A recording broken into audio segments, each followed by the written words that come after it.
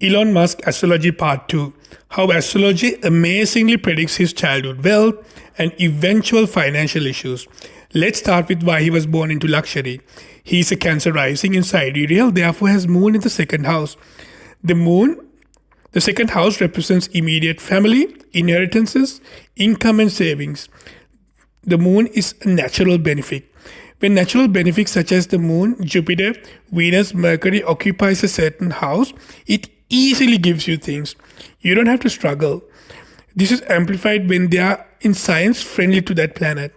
In his chart, the moon is in Leo, a sign that the moon loves. Leo also happens to be the sign of royalty, which explains why from his birth to the age of 17, he enjoyed extreme family wealth. The family lived in one of the largest mansions in Pretoria, owned multiple luxury cars, a yacht, and a private plane. But why did his luxury life last only until he was 17? For that, I'm going to refer to the magical Vimshottari Dasha, which is something unique to Vedic astrology. Look down at the table below, which says Dasha for Elon Musk. As you can see, from birth until the age of 17, he was going through his Venus Mahadasha. In short, Venus represents luck, love, good times, and luxuries. But what is a Mahadasha? Think of a Mahadasha as a CEO of a company who has immense influence over your life for a certain period of time. Some CEOs are kind, some are tough, some are clever, and some are weak. Unless she is afflicted or debilitated, Venus Mahadasha is usually the kindest, sweetest, luckiest, most diplomatic and talented CEOs you can ever have. Whether you work hard or not, she'll make your life a paradise. And this period lasted until he was 17 years old.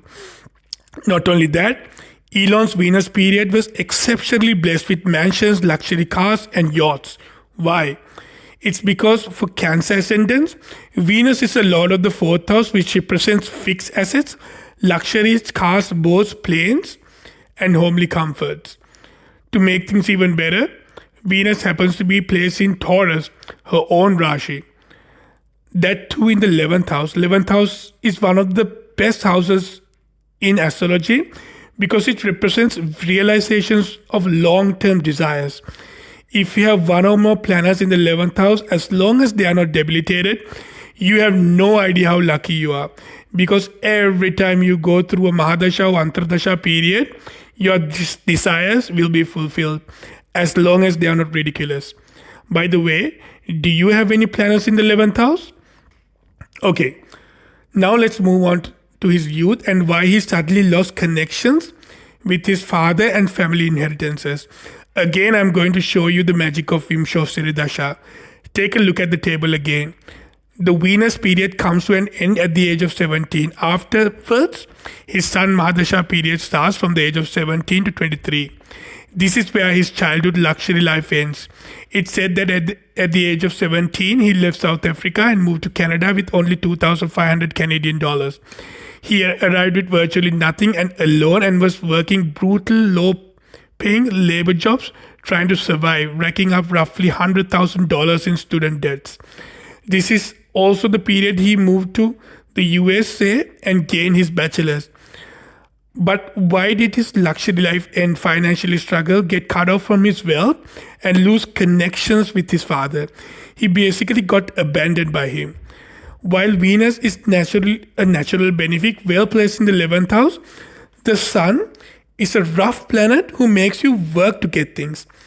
Add to it, the Sun is in the 12th house of loss, isolation, and foreign lands. If you have a planet in the 12th house, which is a Dushtana challenging house, and you start the Dasha of that period, you might experience similar things.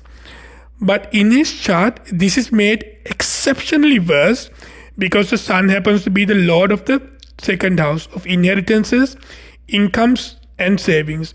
Not only that, the Sun happens to be the Karaka, natural indicator of father.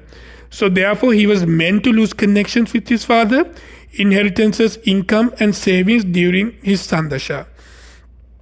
In conclusion, do you see the simplicity and accuracy of astrology and the magic of Vimshottari Dasha? And let me know in the comments whose chart you would like me to analyze next. Thank you and hope to see you soon.